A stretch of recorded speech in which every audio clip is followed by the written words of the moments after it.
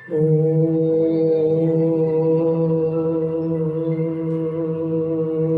नमः सिद्धेभ्यः। ॐ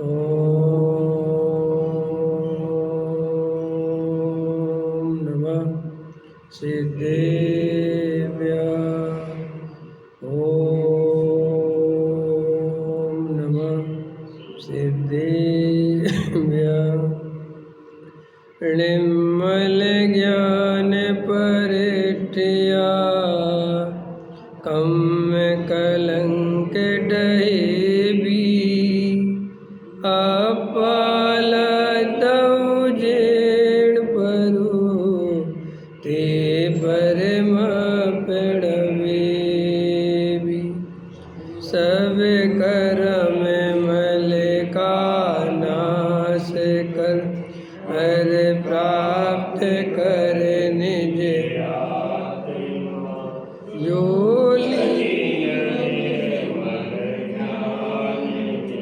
नम करन कल परमात्मा संतब्ध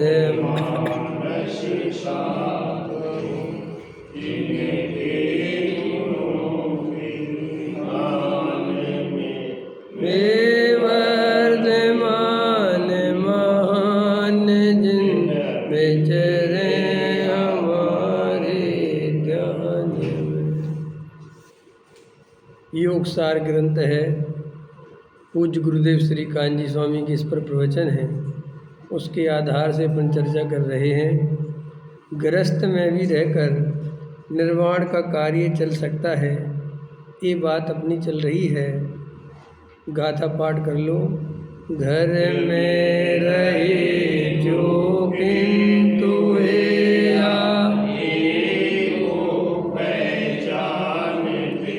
वे शीघ्र पावे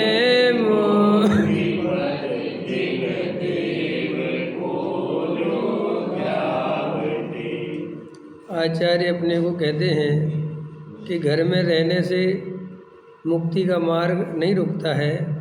घर में रहे किंतु अगर वेद ज्ञान जानता है, ही उपाधि करना जानता है, तो वो जीव घर में रहकर भी मुक्ति पद को पा सकता है, सम्यक दर्शन आदि की प्राप्ति कर सकता है, आत्मा का अनुभव कर सकता है।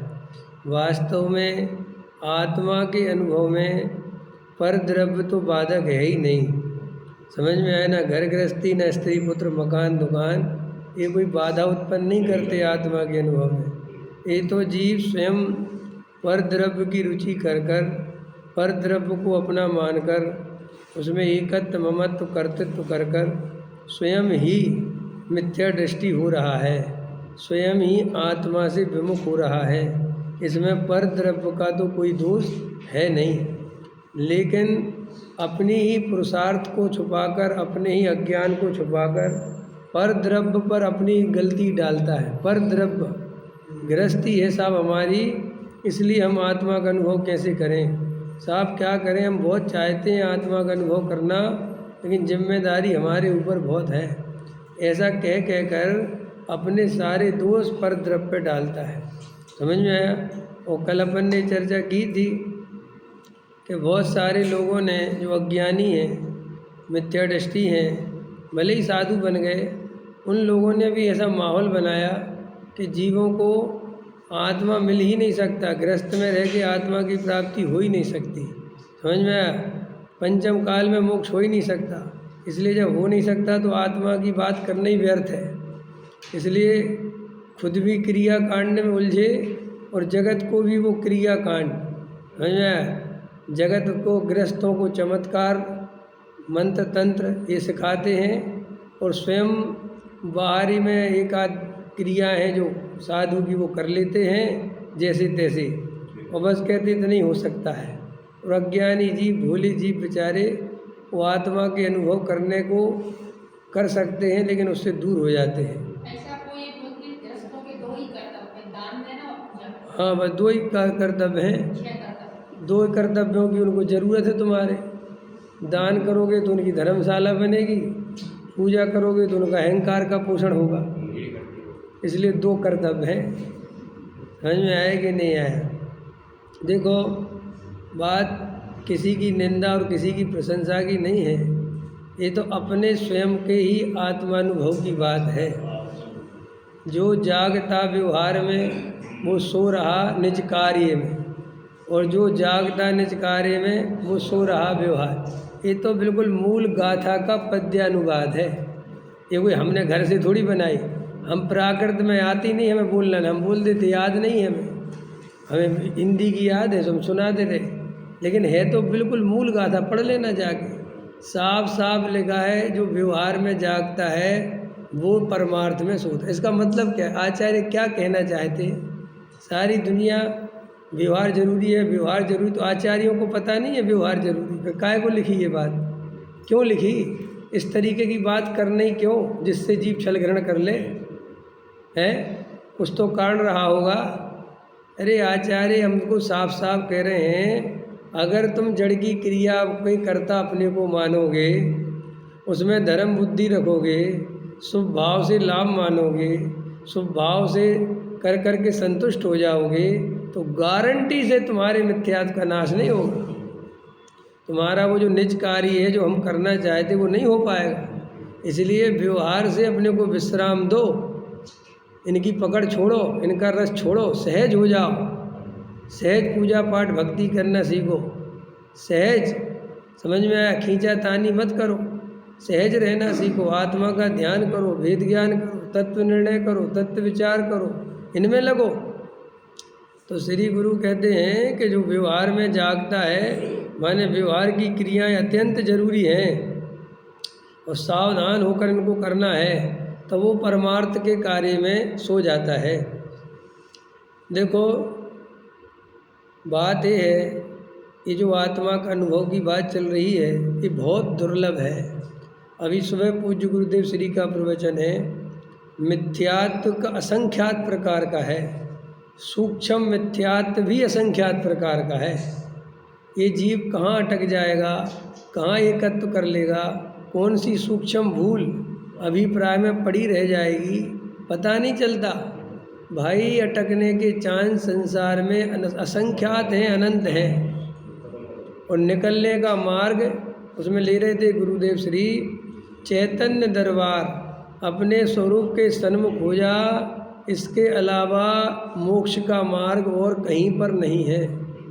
इसलिए पर द्रव्य से चिवक चिवक कर, पर द्रव्य की क्रिया कर कर कर, जड़ की क्रिया में धर्म बुद्धि करेगा, शुभ भाव में धर्म बुद्धि करेगा, लाभ बुद्धि करेगा, तो अटक जाएगा। सूक्ष्म है, सब त्याग कर दिया, बढ़िया शांत भाव हो गए, रोज़ सुबह शाम मंदिर, तीनों टाइम स्वाध्याय, खाने पीने में मर्यादा आ गई, शुद्ध सात्विक भोजन करता है, एक ही बार भोजन लेता है, अष्टमी चतुर्दशी को उपवास करता है, हरि का सर्वथा त्याग कर दिया है, रात में पानी भी नहीं पीता, दूध तो छोड़ो, समझ में आया?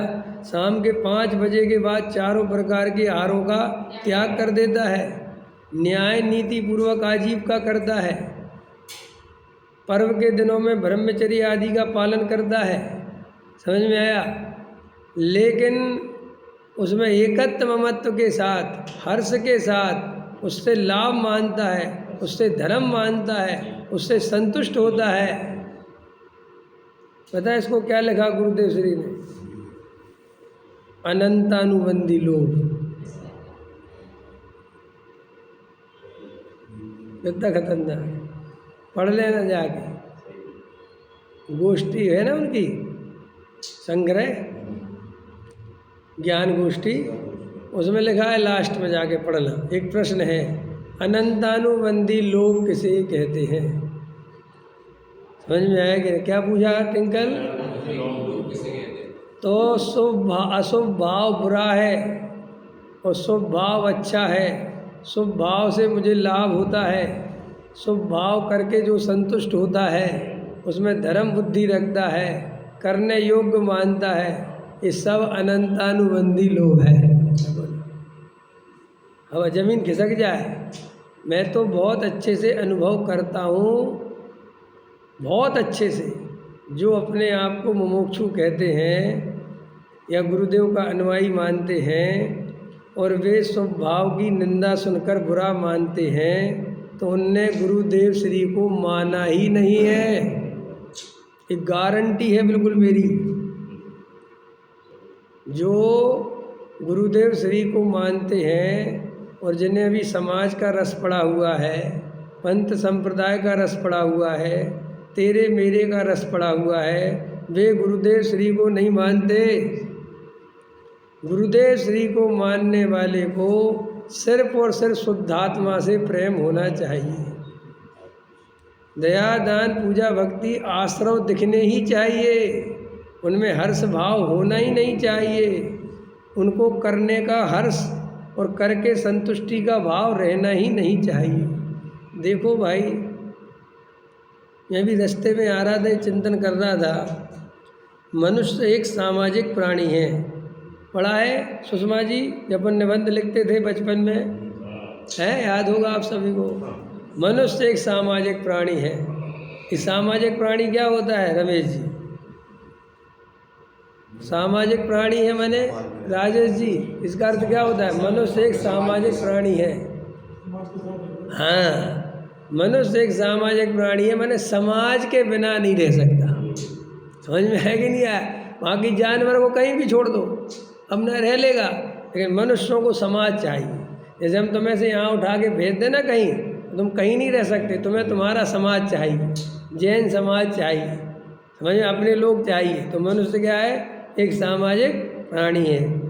तो इसी लाइन पे विचार करो। जैसे मनुष्य एक सामाजिक प्राणी है और वो जहाँ जाता है अपने समाज को खोज लेता है। समझ में आया कि नहीं आया? और बिना घर के नहीं रह सकता मनुष्य। वो अपने लिए कुछ ना कुछ करके, जाए झोपड़ी सही, लेकिन वो घर बना लेगा। ये उसकी फितरत है। समझ में आया कि नहीं आया? तो ये तो हो गई सांसारिक बात। अब आगे चलो। मनुष्य एक पंथवादी प्राणी है। अभी नई लाइन सुनो, समझ में आया? मनुष्य सामाजिक प्राणी तो है, ये पंथवादी भी है। जैसे कमरे में दीवारें खड़ी होती हैं तब वो कमरा कहलाता है। समझ में आया? बिना दीवारों के कमरा नहीं होता ना, दीवारें खड़ी करो तो कमरा हो जाता है। ऐसे ही ये मनुष्य जिस पंथ संप्रदाय में जाता है उसकी दीवारों में घिर जाता है, उसमें कैद हो जाता है। और वो कैद खाना ऐसा है कि उसमें उसे लगता नहीं कि वो कैद है। जैसे आचार्य भगवंतों ने कहा, ज्यों लोहे बेड़ी बांधती तो स्वर्ण की भी बांधती। तो अब अज्ञानी जीव कहता है, कौन सी बेड़ियां हैं, कहाँ बंधा हुआ हूँ, मैं तो स्वतंत्र हूँ। क्योंकि जगत में पैरों में बेड़ी डली हो, हाथों में हथकड़ी लगी हो तो कह के बंधा हुआ है। हम तो देखो फ्री है। आचार्य कहते, सुन, वे तो स्थूल बेड़ियां हैं, उनको तो तू तोड़ना चाहता है। अगर कोई अपने पैरों में बेड़ी बांध दे तो अपन को 1 मिनट नहीं रहा जाए, हटाओ भैया हटाओ, मुझे स्वतंत्र करो। लेकिन ये बेड़ियां तो ऐसी हैं संसार की, पुण्य पाप की, जो तूने अपने हाथ से बांधी हुई हैं। और मज़ेदार बात है, दिखाई देती नहीं। बोलो, आप स्वतंत्र हो? हाँ, हम तो बिल्कुल स्वतंत्र हैं। अभी मैं कहूँ चलो घर मत जाना, चलो अपन चलते हैं यहाँ से हस्तिनापुर, नहीं नहीं नहीं नहीं नहीं ऐसे नहीं जा सकते। तो किसकी परमिशन ले? तो जो बंधन हुआ कि नहीं, पत्नी से, बच्चे से, व्यापार से बंधन है कि नहीं है? तो आचार्य कहते हैं, जन्मों जन्मों से राग देश कसाय करने की आदत पड़ी है, उसमें रहने की आदत पड़ी है। हम अपने स्वभाव को भूले हुए हैं और इतने जम से भूले हुए हैं कि बार बार याद दिलाता भी है कोई कि तुम आत्मा हो, तुम चैतन्य हो, ज्ञान स्वभावी हो, तो भी सुनकर ऐसे रिएक्ट करता है जैसे किसी और की बातें चल रही हो। ये कोई और ही आत्मा हो, अब क्या पता कौन है ये ज्ञान स्वभावी, किसके पता नहीं क्या। तो तू क्यों सुन रहा है? राम कथा के समान सुनता है। भाई राम से हमारा क्या संबंध, सीता से हमारा क्या संबंध? बाने बाकी नार हरी, बाने बाकी, ऐसे कहते ना कि जिस रामायण है पूरी क्या, कि बाने बाकी नाक काटी, बाने बाकी नार हरी, इत्तम गुत्थम गुत्था, ये सब पुत्तम पुत्ता। माने रामायण इसी की बात है कि लक्ष्मण ने उसकी नाक काट ली सूप न खागी, सो उसने उनकी सीता उठा ली और फिर वो झगड़ा फैल गया। इतनी इतनी कहानी है, तो तुम काहे को सुन रहे भाई ये राम कथा तुम क्यों सुन रहे? सो कहता है हमें सुन के बैकुंठ मिलेगा। भाई भगवत कथा, राम कथा, जो भी कथाएं हैं जगत में, उससे पूछो तुम क्यों सुन रहे हो, तो कहानी किसी और की है। तो वो कहता है कि शास्त्र में ऐसा लिखा है कि राम कथा सुनने से भगवान प्रसन्न होकर बैकुंठ में जगह देते हैं। तो ऐसे ही तुम आत्मा की कथा क्यों सुन रहे हैं? कि साहब आत्मा की कथा सुनने से हमें मोक्ष मिलेगा। कि वो आत्मा कौन है वो हमें नहीं पता कौन है। आप कहोगे नहीं साहब इतनी भूल नहीं है। अरे भाई इतनी ही भूल है कि साहब कैसे बात पता करते हो। आत्मा का जिस लेवल पर हम तिरस्कार करते हैं, जिस लेवल पे उसकी आराधना कर रहे हैं, जिस प्रकार की अरुचि उसके प्रति हमारी पड़ी हुई है, सुनकर चले जाते हैं, दिन भर कोई विचार नहीं करते। इससे पता चलता है जैसे राम कथा सुनी, समझ में आए कि नहीं आया? अब कौन ने क्या हरी क्या हुआ, ठीक है हो गई, अपन को तो राम कथा सुनने से मतलब है। ऐसे ही आत्मा की बात सुनने से मतलब है, धर्म की बात, स्वाध्याय की बात सुनने से मतलब है। लेकिन वास्तव में आत्मा की प्राप्ति का उपाय वेद ज्ञान, तत्व विचार है, और गहरी आत्मा की सच्ची रुचि और संसार की अरुचि है, इस तरफ तो हमारा ध्यान ही नहीं जाता। तो मनुष्य एक सामाजिक प्राणी है, फिर आगे सुनो पंथवादी है, संप्रदायवादी है, ठीक है। तो ये पंथ संप्रदाय की दीवारें कितनी खतरनाक होती हैं हम इसकी कल्पना नहीं कर सकते। हमारा पूरा जीवन ये तेरा और मेरा करने में चला जाता है। हम मुमुक्षु बन गए तो ये मुमुक्षु की दीवारें खड़ी हो गई। एक ग्रुप में आए और एक ग्रुप बना लिया और एक ग्रुप हमारा क्रिएट हो गया, बस अब तुम इस ग्रुप के बारे में कुछ नहीं बोल सकते। अब तुम्हें जिसके बारे में बोलना, बाहर के ग्रुपों की बुराई करो और अपने ग्रुप की क्या करो, प्रशंसा। जब तुम्हारे अंदर ऐसी दृष्टि आ जाए कि ये हमारे लोग हैं, ये हमारे साधर्मी हैं और वे हमसे अलग हैं, समझ लेना तुम पंथ संप्रदाय से घिर गए। नाम अच्छे दे देने से चीज़ें अच्छी नहीं होती। जहर जहर ही होता है, भले ही उसका नाम लग दो चूहा मारने की दवाई, वो दवाई नहीं है भाई साहब। उसका दवाई नाम क्यों रखा, बता सकते हो कोई? दवाई क्यों? कई लोग इसका विरोध करते कि चूहा मारने का जहर होना चाहिए, दवाई क्यों रखा? वो दवाई चूहे की तरफ से नहीं रखा, वो तुम्हारी तरफ से रखा है कि तुम्हारे लिए जैसे कोई बीमारी हो जाती है तो दवाई खाते हो तो अच्छे हो जाते हो, तो तुम्हारे घर में चूहे नाम की बीमारी हो गई है और उससे मुक्ति पाने की ये दवाई, इसलिए उसने उसका नाम रख दिया चूहा मारने की दवाई। तो उसके लिए चूहा तो जीव है नहीं, उसके लिए तो जीव तुम हो। देखो मनुष्यों की गणना ही ऐसी है, मनुष्यों को सोचने का तरीका ही ऐसा है। वे मुर्गा मुर्गी बकरा बकरी सब उनको जीव ही नहीं मानते। वो कहते वो तो हमारे उपयोग के लिए बने हुए हैं।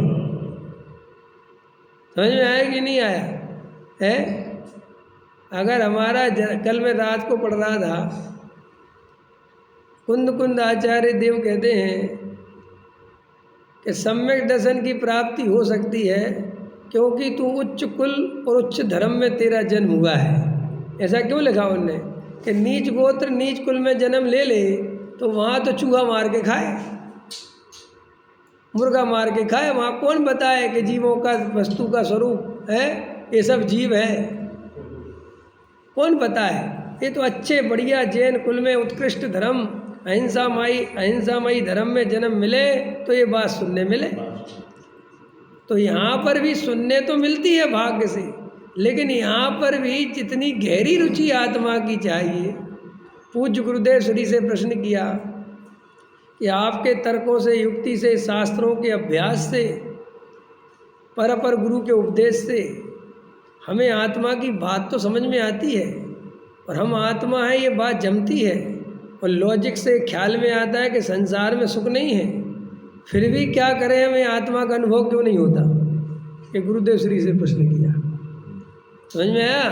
तो गुरुदेव श्री ने जवाब दिया, उसके लिए जितना पुरुषार्थ चाहिए, जितना समर्पण चाहिए, जितनी गहरी रुचि चाहिए, तू उतनी नहीं करता।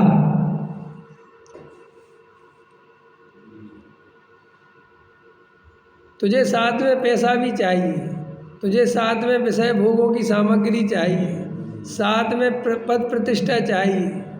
समझ में आया कि नहीं आया? इसलिए आत्मा की बात जमती तो है, लेकिन वो साथ में संसार का जो रस पड़ा हुआ है, वो जमते हुए भी, जचते हुए भी, वो आत्मा के अनुभव से हमें वंचित रखता है। बोलो अरविंद जी, ये बात सही है कि नहीं? परम सत्य है ये। हम सब में अगर कोई कमी है तो वो हम ही जानते हैं, दूसरा क्या जाने। हम लोग टाइम पास करते रहते, पंडित जी के पास जाएंगे, कोई संत साधु के जो भी है, महाराज पंडित साहब आप आत्मा का अनुभव में क्यों नहीं, जबकि जानता है कि क्यों नहीं होता। अरे हम अपने अंतरंग के अभिप्राय को हमसे ज़्यादा कोई नहीं जानता। हम यहाँ प्रवचन में क्यों बैठे, यहाँ से जाकर हमारी क्या रुचि पड़ी है, क्या हमारी ताकत पड़ी है, कहाँ हमारा पुरुषार्थ लगा हुआ है, ये हमसे ज़्यादा अच्छे से कौन जानता है। लेकिन फिर भी टाइम पास करता रहता है। अब पंडित जी मिल गए तो इनसे आत्मा की बात पूछ लो, क्यों नरेश जी हैं? और कॉपर वाला मिल जाए तो कॉपर की पूछ लो, क्या रेट चल रहा, आज रेट गिर गए कि बढ़ गए। और कपड़े वाला मिल जाए तो कपड़े की पूछ लो, क्यों हमारे साइज के कपड़े रखते हो क्या। ऐसे आत्मा वाला मिल जाए तो काय की बात पूछ लो, आत्मा की पूछ लो। बोले जी पंडित जी कौन से टाइप के पंडित जी है? बोले जी व्यवहार वाले पंडित जी, तो इनसे अच्छा करना नहीं के प्रश्न पूछ लो। नहीं समझ में आया? और पता चले कि साहब जी पंडित जी आत्मा वाले प्योर। देखो मेरे पास जितने लोग आते, देखो गजब गजब की बात है, मेरे पास अधिकतर जो लोग आते हैं वो सम्यक दर्शन के संबंध में ही प्रश्न करते हैं, क्योंकि उनको पता है ये जो विवेक पंडित जी सम्यक दर्शन के पंडित जी हैं। इनसे हमसे कोई नहीं पूछता सुमेरु पर्वत कितने वजन का है, हमसे पूछता ही नहीं कोई, क्योंकि पता है कि इसको पता ही नहीं। समझ में आया कि नहीं आया? या इसका इंटरेस्ट नहीं, या उस तरह पे बात करता नहीं। तो मेरे पास लोग आएंगे, पंडित जी तत्व विचार कैसे करना चाहिए, ध्यान कैसे करना चाहिए, दृष्टि का विषय जो आत्मा उस पर दृष्टि कैसे करना चाहिए, द्रव्य दृष्टि कैसे हो गए, ऐसे ऐसे प्रश्न पूछते हैं। मुझे भी बड़ी खुशी होती है ये सोच के कि अच्छा हुआ जगत में हम उसी बात के लिए प्रसिद्ध हुए जो करने योग्य है। कम से कम इस बहाने हमारे पास फालतू के लोग तो नहीं आते। समझ में आया कि नहीं आया? जो कम से कम आत्मा की, क्योंकि आज इस टाइप के लोग बहुत कम हैं जो आत्मा की अनुभूति के संबंध में बात करें। कल परसों अभी गुरुदेव श्री का वचन था, शायद आप दीदी ने बोला था, जापान का था वो, कि वो जापान के शोधकर्ता ने क्या बोला, जो अन्नमति है, अन्नमति है माने जिसको पता नहीं, वो कह रहा कि जैन धर्म पर शोध करके हमने समझा कि जैन धर्म में अनुभूति और भेद विज्ञान का धर्म है। समझ में आया? इसमें अनुभूति और वैराग बस दो ही बातें हैं, तीसरा कोई लेना देना नहीं। समझ में आया? बस इतना जैन धर्म है, पहले आत्मा की अनुभूति फिर वो वैराग्य की आगे की बात है। तो मैं क्या समझा रहा था कि जैसे मनुष्य को एक समाज की आदत है, ऐसे ये पंथ संप्रदाय की भी बीमारी है। और ये पंथ संप्रदाय की बीमारी जब तक हमारे अंदर लगी हुई है, हम कभी भी आत्मा का अनुभव नहीं कर सकते। ये हमारे लोग, ये पराये लोग, ये हमारी मंदिर, ये हमारा पंथ, ये हमारा समाज, ये सब बीमारियां हैं, इनसे बचो। इसलिए अधिकतर जब एक पंथ और संप्रदाय का निर्माण हो जाता है, जैसे अब मुमुक्षुओं का एक पंथ बन गया, तो अपन जरा सा मुमुक्षुओं के बारे में कुछ बोल दो, जरा सी कोई कमी बता दो, तो एकदम लड़ाई झगड़े को तैयार है। समझ में? कि तुम काय के मुमुक्षु हो, तुम्हें तो नहीं पता है तो छोड़ के चले जाओ। जैसे हिंदुस्तान में हो रहा है ना आज की डेट में, कि कोई अगर बीजेपी की कमी बताए, कुछ सरकार के दोष बताए, तो पाकिस्तान चले जाओ। एक ही उत्तर है, आया समझे, चले आओ पाकिस्तान। अरे भाई हम तो तुमसे बात कर रहे, तुम उस पर बात क्यों नहीं करते? ऐसे हम तुम्हारी जो कमी बता, हम औरों से तो अच्छे हैं, हम औरों से अच्छे की बात ही नहीं है। हमें सम्यक दर्शन प्राप्त करना है, और मिथ्यात्व सूक्ष्म है और उसके असंख्यात भेद हैं, और हम कहाँ अटक जाएंगे, कहाँ रह जाएंगे, ये हमें पता नहीं चलेगा। इसलिए बहुत सावधानी से, बहुत भेद ज्ञान करना, तत्व निर्णय करना, ज्ञानियों की देशना बहुत सावधानी से समझना। अरे भाई पूज्य गुरुदेव श्री अगर 45 वर्षों तक शुभ भाव को हे कहते रहे, दया दान पूजा भक्ति में धर्म नहीं जड़ की क्रिया है, केवली भगवान जिनेंद्र देव ने अगर वस्तु का स्वरूप ऐसा समझाया है, हम इन बातों पे ध्यान ही नहीं देते। अरे कभी ध्यान तो दो, जब आचार्य स्वयं लिख रहे जो जागता व्यवहार में वो सो रहा परमार्थ में, क्यों लिख रहे ये बात? मुनिव्रत धार अनंत बार ग्रेविक उपजाए हो, ये क्यों लिख रहे हैं? इनकी गहराई में जाओ तो सही कि क्या कह रहे हैं। मुनि बनने का निषेध कर रहे हैं क्या? क्यों लिख रहे हैं? आचार्य भगवंतों को इतनी बड़ी बात कहते हुए, जो जागता व्यवहार में वो सो रहा, उनको नहीं लगता होगा कि छल ग्रहण कर लेंगे? उनको नहीं लगता होगा कि साहब मुनिव्रत धार अनंत बार क्रिया को उपजाए, उससे लोग क्रियाकांड छोड़ देंगे? अरे भाई कैसी बात करता है, छोड़ दे तो छोड़ दे, लेकिन उसके कर्तृत्व के साथ कभी सम्यक दर्शन की प्राप्ति नहीं हो सकती।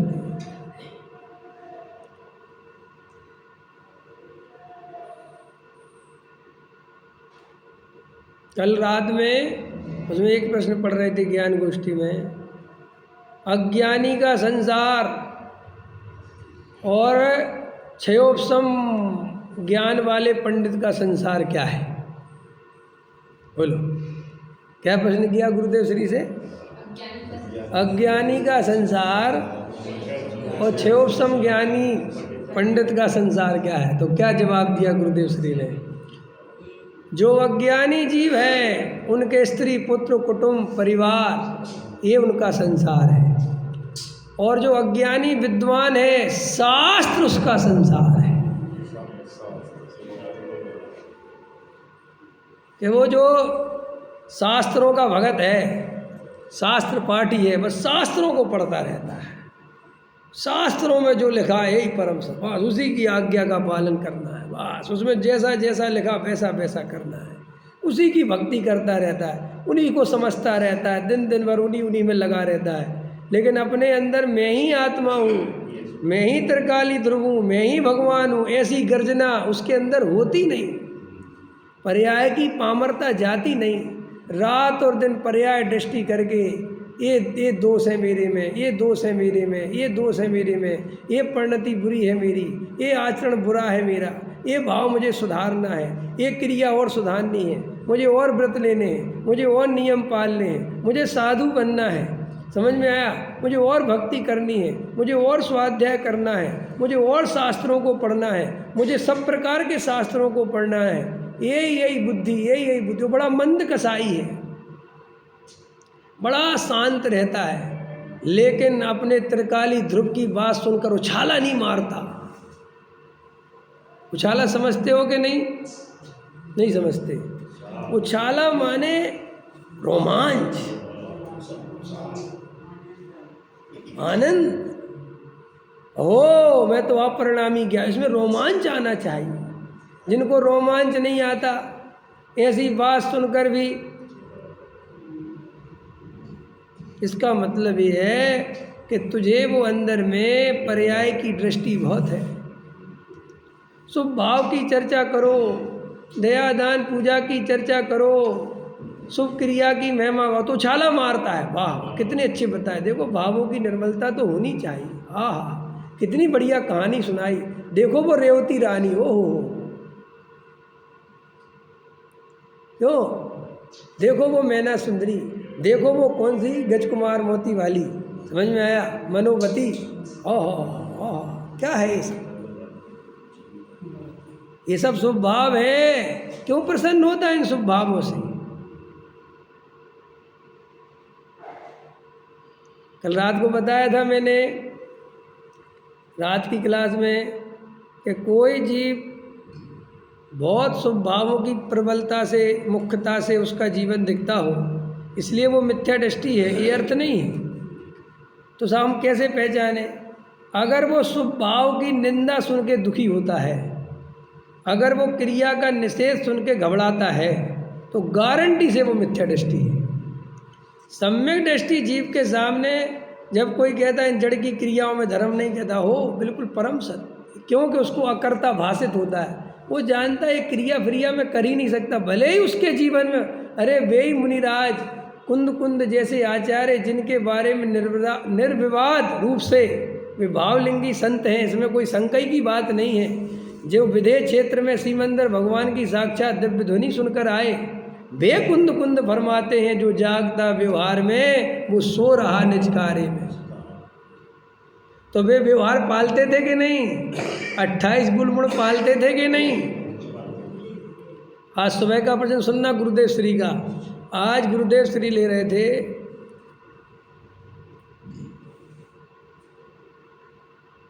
कि कोई उनके पास आए, लेटर आया, लेटर पत्र की चर्चा ले रहे थे कि पत्र आया, उसमें लिखा कि जो वर्तमान में जो साधु हैं, समझ में आया कि नहीं आया, उनके ज़माने की बात, तो भले ही उनकी थोड़ी क्रिया विरिया कम है, लेकिन अपने से तो अच्छे हैं। ये बात उस समय भी चलती थी, समझ में आया? अगर अपन इस दृष्टि से रखकर अगर आप उनको वंदन करो, आप उनको मानो, तो करोड़ों रुपया देने वाले आपके सोनगढ़ में आ जाएंगे। समझ में आया कि नहीं आया? तो गुरुदेव ने क्या कहा कि चाहिए किसको है करोड़ भाई, मुझे क्या लेना देना पैसे से? बोले आपके पैसा बरस जाएगा, बस आप एक बार कुगुरुओं को भी मान लो, उनकी बुराई मत करो। अरे ज्ञानी को ये लालच देता है, पैसे का लालच दिखाता है, सेठियाई पने की ठसक दिखाता है, समझ में आया? तो सुन, जो असली ज्ञानी होगा वो कभी नहीं झुकेगा, और जो नकली होगा वो सदा काल झुका ही रहेगा। इसलिए तू तेरे सामने जो झुक जाता है और तू सोचता है कि ये बहुत अच्छा पंडित है क्योंकि मेरे सामने झुक गया, अरे भाई वो भी डूबेगा और तुझे भी डुबोएगा। समझ में आया कि नहीं आया? किसी ने प्रश्न पूछा, पंडित साहब मंदिर बनवाना चाहिए कि नहीं बनवाना चाहिए? बताओ, आप लोगों से पूछते, बनाना चाहिए कि नहीं बनाना चाहिए? सोचो, विचार करो।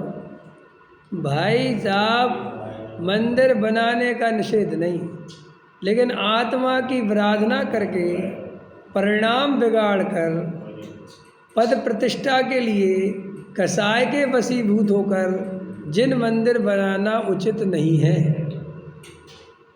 समझ में आया? जरा सी किसी ने बात कह दी, तुम बस अड़ गए, हम भी अपना मंदिर बनाएंगे। किसी ने तुम्हें मंदिर से थोड़ा पद से हटा दिया, अरे तुमसे बड़ा मंदिर हम बना देंगे। ऐसे मान आदि के लिए जिन मंदिर बनाना उचित नहीं, अनावश्यक मंदिर बनाना उचित नहीं। जहाँ ज़रूरत हो, समाज हो, 150 घरों और दूर दूर तक मंदिर नहीं हो, वहाँ तो मंदिर बनाना चाहिए। लेकिन जहाँ एक ही जगह 10 मंदिर हैं, वहाँ 11वां मंदिर क्यों बनाना? कि नहीं साहब, जिन शासन की प्रभावना है। किसने कहा? इससे प्रभावना होती कि और लड़ाई झगड़े बढ़ते जाते हैं। समझ में आया? जिसमें खींचातानी हो, जिसमें लड़ाई झगड़े हो, ऐसे पद पे नहीं रहना चाहिए।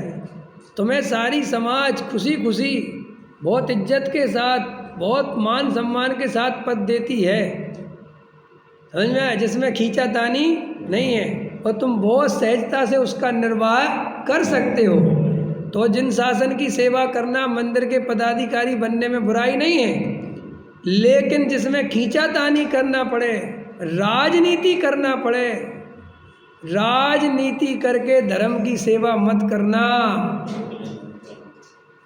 क्योंकि उसका फल अनंत संसार है। कई लोग ये कहते हम तो सब मायाचार मंदिर के लिए करते हैं, हम तो भगवान के लिए मायाचार करते हैं। जब भगवान ने अपने लिए मायाचार नहीं करा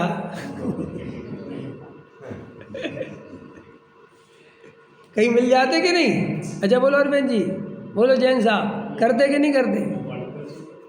अरे करते कि नहीं करते?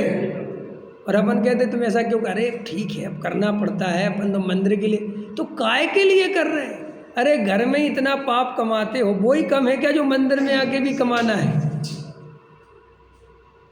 पहले ही पापों की गठरी बांध रखी और नई गठरी, वो क्या कहते, धर्म क्षेत्रे कृतम पापम है, ऐसे अन्य क्षेत्रे कृतम पापम धर्म क्षेत्रे विनश्यति, और धर्म क्षेत्रे कृतम पापम वज्र लेपो न भविष्यति। धर्म क्षेत्र में किया गया मायाचार, धर्म क्षेत्र में किया गई राजनीति, इससे तुम्हें पुण्य बंधेगा, ये भ्रम में मत रहना। पाप बांधता है। ये कमेटियां लड़ रही हैं मंदिरों की। अब कई लोग कहते आप फालतू बोल देते इन चीज़ों पे, क्या करें? समाज की दुर्दशा होते देखते रहें, चुप रहें, नहीं बोलें? लोग बेचारे वे हमारे सब जीव ही तो है, वे है जरा जरा से मान सम्मान के चक्कर में लड़े फिर रहे। अब किसी ने मेरा प्रवचन सुनकर एक पद से इस्तीफा दे दिया कहीं, और कह दिया कि हमने विवेक जी का वचन सुना तो हमने तो छोड़ दिया, तो सारी जिम्मेदारी मेरे ऊपर ले ली। अरे बोले साहब वो इतने बढ़िया आदमी थे, आपके चक्कर में छोड़ दिया, आप कुछ भी बोल देते हो। तो छोड़ दिया तो अच्छा ही किया ना, क्या रखा है?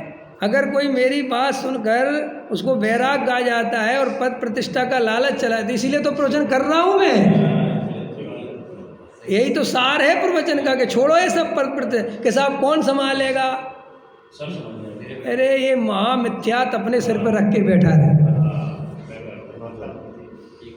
ये कर्ता का भूत चढ़ा के रख, कौन करेगा? कौन करेगा? तू ही करेगा, मरेगा संसार में, लखड़ेगा। साहब हम छोड़ देंगे तो मंदिर का क्या होगा? तो पकड़ा रहे मंदिर को, पकड़ा रहे और अपना भाव खराब कर ले। इसका मतलब अपन ये मानते हैं कि ये मंदिर हम चला रहे हैं। देखो आ गया ना मिथ्यात। मिथ्यात तेरे रास्ते अनेक हैं, तो कौन से रास्ते से मेरे अंदर घुस जाएगा मुझे पता ही नहीं चलेगा।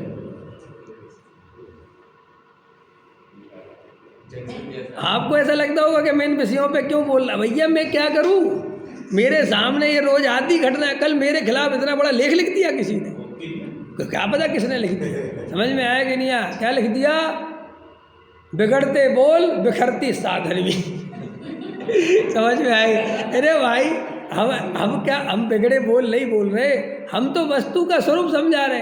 अब अपने अंदर ही जब मायाचार है, चोर की दाढ़ी में तिनका है कि नहीं? जब मैं पद प्रतिष्ठा की बुराई करूंगा और राजनीति अच्छी चीज़ नहीं है, मंदिर में एक क्लेश अच्छी चीज़ नहीं, जब मैं बोलूँगा, और तुम्हें पता है अंदर की बात क्या हो तो रहा है। लोग कहते पंडित जी और मैं सही बात बोलूँ तो मुझे दुनिया की क्या खबर, मैं तो दिल्ली में रहता हूँ और दिल्ली की हालत देखता हूँ, मैं तो उसके हिसाब से बोलता हूँ। मैं तो यहाँ के वोट बैंक देखता हूँ, यहाँ के लड़ाई झगड़े देखता हूँ, यहाँ तो चुनाव जैसा तो प्रचार होता है वो मंदिर की कमेटी के चुनाव में, वो अपना अपना झंडा लेके घूमते हैं। अब तुम कह रहे कि साहब इस पे मत बोलो, तो किस पे बोले? क्यों साहब इस पे क्यों बोलना? अपन आत्मा की बात बोलो।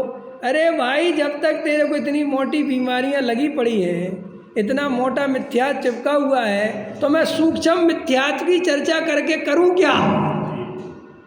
जिसको अभी जड़ की क्रिया ही में धर्म दिख रहा है, उसे स्वभाव तेरे नहीं है, राग तेरा नहीं है, समझा के करूं क्या?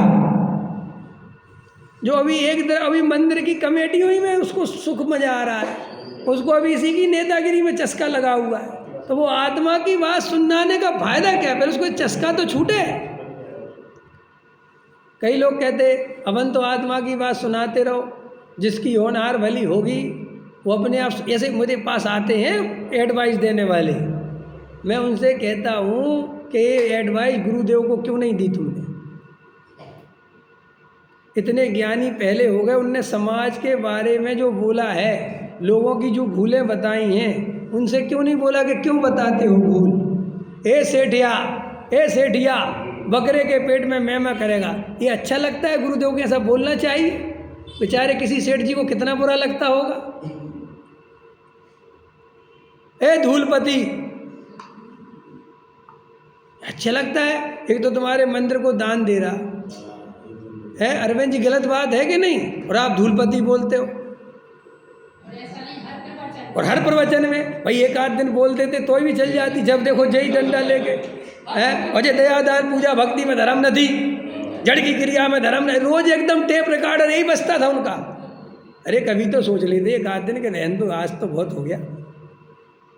पता नहीं क्या होता है, जो महान लोग हो जाते हैं उनमें तो लोग कोई दोष नहीं देखते, समझ में आया? उनकी तो सब बढ़िया बढ़िया। और जो बेचारा वर्तमान में सही बात बता रहा होता है उसको तो फांसी पे चढ़ाने को तैयार है। और एक और चर्चा चलती, वेद उनकी तो बात अलग थी। अरे भाई सत्य कहना ही सत्य है, किसने कहा इससे क्या फर्क पड़ता है? सत्य तो सत्य है ना भाई। अनंत भगवान की बात अलग थी, तो उनने क्या आत्मा अलग से बताया? ऐसा लिखा है नियम सार में पद्म प्रमलधारी देव ने कि क्या तू केवली केवली करता रहता है, क्या पंचम पंचम काल करता रहता है? क्या केवली भगवान के समोसरण में तुझे भी हमसे अलग आत्मा बता देते क्या? क्या आंवले गद्दी पे रखे हुए आंवले जैसा आत्मा दिखा देते क्या? अरे सुन, समोसरण में भी ऐसा ही आत्मा समझाते जैसा हम समझा रहे हैं। ये तो उनने लिखा है। ऐसा ही देखो भाई, गुरुदेव ने जैसा आत्मा समझाया वैसा ही हम समझा रहे हैं। ये अलग बात है कि हम दोनों की वेशभूषा में, हम दोनों की परिणति में, हम दोनों की स्थिति में, द्रव्य क्षेत्र काल भाव में बहुत अंतर है। वे महान पुण्यशाली जीव थे, महापुरुष थे, उतना पुण्य हमारे पल्ले नहीं है, वैसी स्थिति हमारी नहीं। फिर भी सत्य तो सत्य है ना भाई। केवली जैसा तो नहीं है ना हमारा हिसाब किताब। हमारे पास तो 6 आदमी बैठे और समोसण में लाखों जीव बैठे रहते हैं, तो लाखों के सामने सत्य अलग हो जाएगा और 6 लोगों के सामने सत्य अलग हो जाएगा। ऐसा सत्य का स्वरूप है क्या? शेर की पर्याय में महावीर के जीव को 2 मुनिराज समझाने आए, तो डॉक्टर साहब बहुत अच्छा बताते हैं कि शेर से कहते पहले कि भाई 10-20 लोग इकट्ठे करो, तब बताएंगे सत्य क्या है। कि समझाने वाले 2 और सुनने वाला 1 है। क्यों नहा धो के आओ है। वास्तव में सत्य कभी संख्या का मोहताज नहीं होता, और जो सत्य संख्या का मोहताज हो वो सत्य नहीं होता। जो सत्य पंथ संप्रदाय से ग्रसित हो वो सत्य नहीं होता, और जो सत्य होता है वो कभी पंथ संप्रदाय से ग्रसित नहीं होता। जो आत्मार्थी होता है वो किसी पंथ संप्रदाय का नहीं होता, और जो किसी पंथ संप्रदाय का होता है वो आत्मार्थी। जहाँ देह को अपना माने वो मिथ्या दृष्टि, जो राग को अपना माने वो मिथ्या दृष्टि, तो जो समाज को अपना माने वो कितना बड़ा मिथ्या दृष्टि। बोलो साहब, अमित जी समझ में आ रही कि नहीं आ रही? बहुत ही समझ में आ रही है। हाँ, तो आत्मानुभव करोगे कि नहीं करोगे? हमारे मंदिर, हमारे भगवान, अरे मेरा कोई है ही नहीं। भगवान भी तेरे मेरे होते हैं क्या? कई लोग ऐसे मूर्ख, बेचारे भगवान, बेचारे महाराज, बेचारे ब्रह्मचारी। जो बेचारे हों वे ब्रह्मचारी नहीं होते, और जो ब्रह्मचारी होते हैं वो बेचारे नहीं होते। जो बेचारे हों वे भगवान नहीं होते, और जो भगवान हो वो बेचारे नहीं होते। क्या मान रखा है? कुछ खबर तो है नहीं। समझ में आया? तो प्रश्न का उत्तर समझ में आया? मंदिर बनाना कि नहीं बनाना? भाई आत्म कल्याण की भावना से, देव शास्त्र गुरु के अभिप्राय से, जिन शासन की प्रभावना से, अगर जिन स्थान पर मंदिर नहीं हो और समाज हो, करने धरने वाले हों, स्वाध्याय पूजा पाठ वाले हों, वहाँ बनाना और उतना ही बनाना जितनी संख्या हो। बैठने वाले 10 हों और मंदिर बना दो 2000 गज का, कोई ज़रूरत नहीं है। इससे समाज का व्यर्थ का पैसा भी बर्बाद, और फिर वो संपत्ति जब बड़ी बन जाती है तो फिर वो अधिकार भी बड़ा हो जाता है, फिर झगड़े भी फैलते हैं। आज अपना जो भीम गली है ना, अगर ये इतना ही हॉल होता अपने पास और ऊपर बस मंदिर होता और कुछ नहीं होता तो इतना झगड़ा नहीं होता। ये झगड़ा काहे से बढ़ता है? जब वो ट्रस्ट बड़ा होता जाता है तो फिर वो झगड़ा हो जाता है कि हमारा और हमारा और हमारा। नहीं, यहाँ नहीं होता, डरो मत, यहाँ तो सब सही है। मेरा कहने वाला है कि झगड़े की जड़ क्या, वो तो अंदर अपने ही जानते हैं है कि नहीं, लेकिन अंदर खाने तो वो कसाय चलती है ना। अभी प्रधानी छीन ली जाए और वो तुम्हारा क्या है, जो बाहर माली बैठा है वो नमस्कार करना बंद कर दे तो मंदिर में भगवान के दर्शन करने में मन नहीं लगे, ये हालत है। सेठियाईपन दिमाग में चढ़ गया हो और प्रवचन में आवे और कोई आगे ना बुलावे तो प्रवचन में मन न लगे उसका, वो कहता मैं मुमुक्षु हूँ। तो सेठियाईपन नहीं तो अंदर चढ़ी पड़ी है। आत्मा का प्रवेश, बात का प्रवेश कैसे होगा? है हाँ, मैं बैठा हूँ, बता ये मैं निकल रहा, ये खड़ा नहीं हो रहा। किस किस में भगवान देख पाते अपन? देखो, द्रव्य दृष्टि करनी ना, द्रव्य दृष्टि माने सब में भगवान देखना। देखो अंदर, देखो जागृत हो के हम किस किस में भगवान देख पाते हैं, नहीं देख पाते। भाई मैं तो उसका बता रहा था, काय का कि स्वभाव का बता रहा था ना, कि जिसको स्वभाव का रस है, स्वभाव की प्रशंसा सुननी है, क्रिया का कर्तृत्व है, वो बाहर में कितने ही मंद कसाई दिखे, अंदर में मिथ्या दृष्टि है। इसीलिए मंद कसाय जब बहुत खतरनाक जहर बन जाती है, जब उसमें उपादेय बुद्धि और धर्म बुद्धि हो जाए। क्यों साहब? उससे क्या होता है कि फिर उससे छूटना मुश्किल पड़ता है। असली सम्यक दृष्टि तो वो होता है जिसे बस एक अप्रणामी गायक ध्रुव की चर्चा सुन के आनंद आता है, स्वभाव की चर्चा सुन के आनंद आता है, पर्यायों से पार मैं त्रिकाली ध्रुव, बस इसका उल्लास, इसका आनंद, इसका उत्साह, इसका वीर्य से उछलता है। समझ में आया? ऐसा भाव जगता है, उछलता मेरा पोरो साज, तुरंत टूटेंगे बंधन नाथ। ये भाव दशा बननी चाहिए।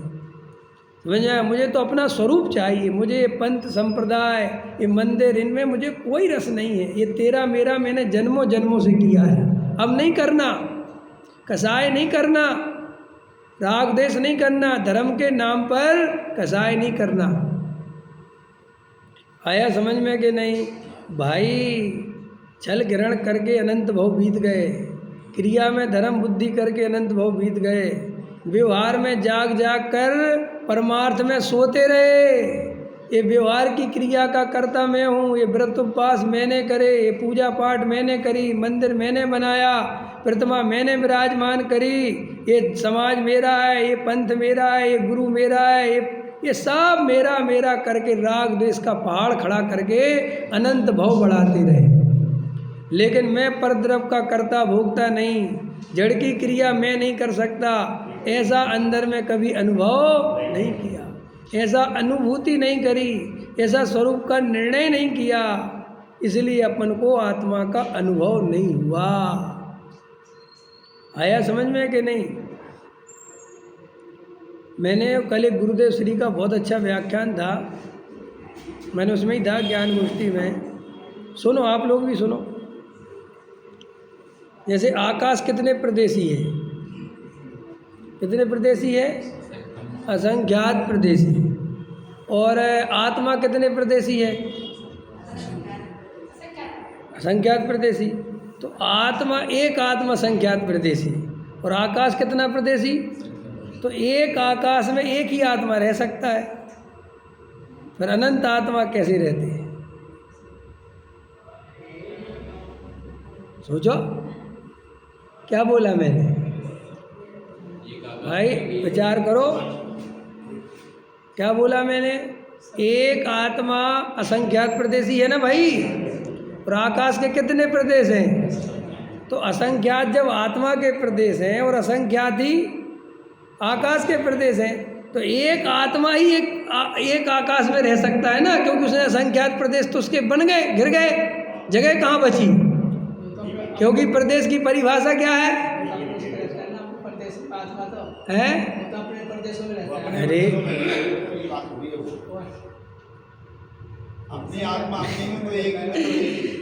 अरे भाई, आकाश से अवगाहनत्व शक्ति किसमें है? सब द्रव्यों को रहने का स्थान कौन देता है? तो फिर तुम अपने प्रदेशों में रहते हो वो अलग बात है, अभी मैं जिस अपेक्षा कह रहा हूँ वो समझो। समझ में आया कि नहीं आया? फिर आत्मा कितनी है? अनंतानंत। फिर पुद्गल द्रव्य भी स्कंद की अपेक्षा तो अनंत प्रदेशी हो जाता है, संख्यात, असंख्यात और अनंत। तो भैया पुद्गल कितने हैं?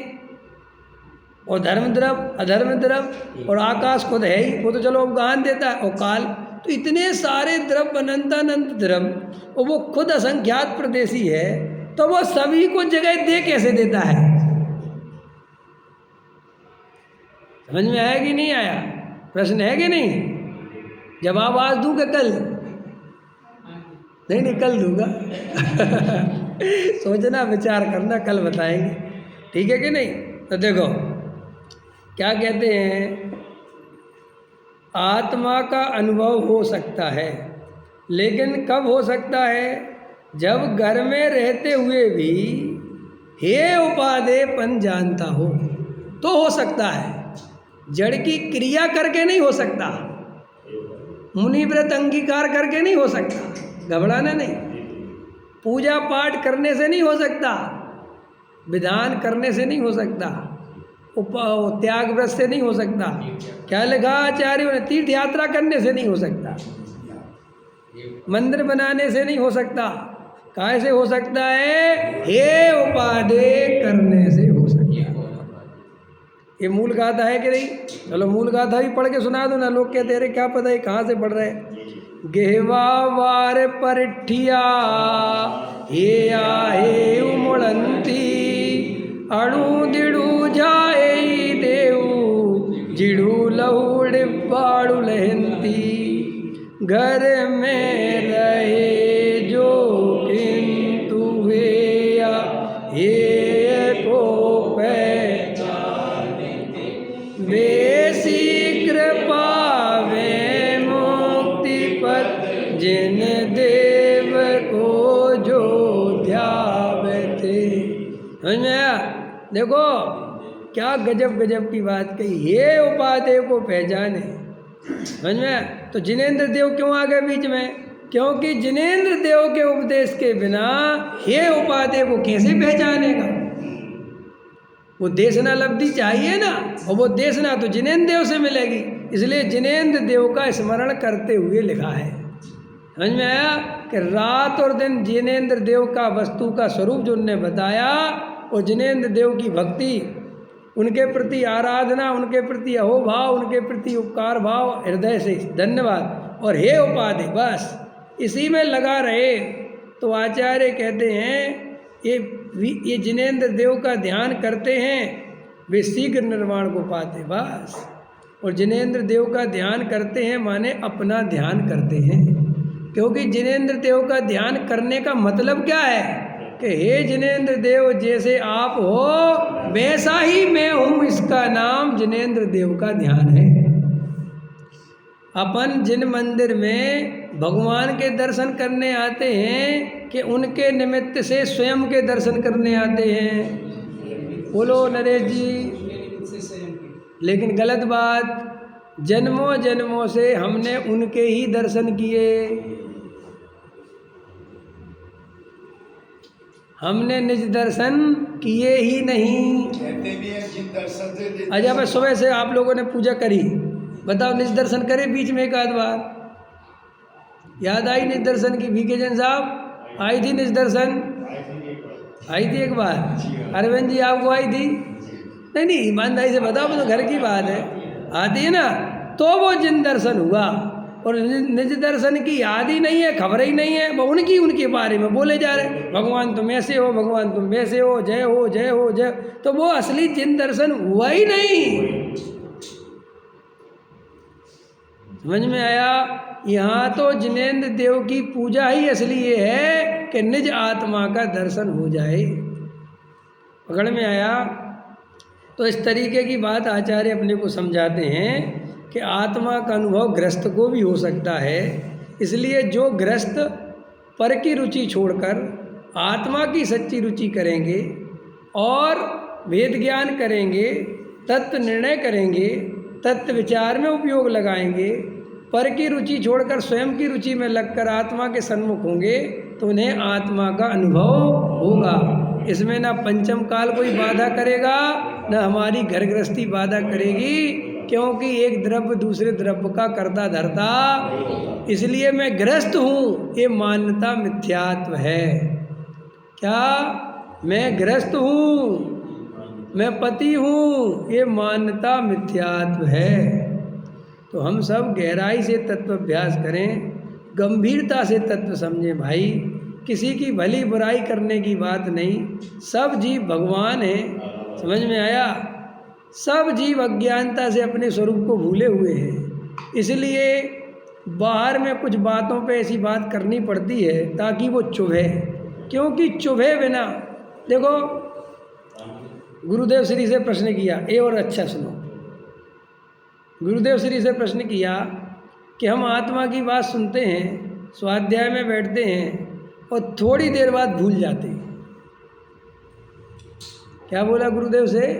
हम आपकी बात सुनते हैं, आत्मा की बात सुनते हैं, शास्त्र की बात, और फिर हम थोड़ी देर बाद घर जाकर भूल जाते हैं। इसके लिए क्या करें? तो गुरुदेव ने क्या जवाब दिया?